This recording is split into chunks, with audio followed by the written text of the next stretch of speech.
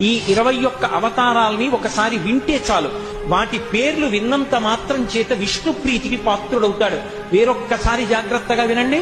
మొట్టమొదట ఆదినారాయణుడు సనకసనందనాథుడు, దాని తర్వాత వచ్చినటువంటిది యజ్ఞవరాహావతారం, యజ్ఞవరాహావతారం తర్వాత నారదుడు, నారదుడి తర్వాత నరనారాయణుడు, నరనారాయణుడి తర్వాత వచ్చినటువంటిది కపిలావతారం, కపిలావతారం తర్వాత దత్తాత్రేయావతారం, దత్తాత్రేయావతారం తర్వాత యజ్ఞావతారం, యజ్ఞుని యొక్క అవతారం తర్వాత వృషభావతారం, వృషభావతారం తర్వాత వచ్చింది పృథుమహారాజు గారి అవతారం, పృథుమహారాజు గారి అవతారం తర్వాత వచ్చినటువంటి అవతారం మత్స్యావతారం, తర్వాత కూర్మావతారం, తర్వాత ధన్వంతరి, తర్వాత మోహిని, తర్వాత నరసింహుడు, తర్వాత వామనమూర్తి, తర్వాత పరశురాముడు, తర్వాత రాముడు, తర్వాత బలరాముడు, బలరాముడి తర్వాత కృష్ణ భగవానుడు, కృష్ణ భగవానుడి తర్వాత బుద్ధావతారం, బుద్ధావతారం తర్వాత కల్క్యావతారం.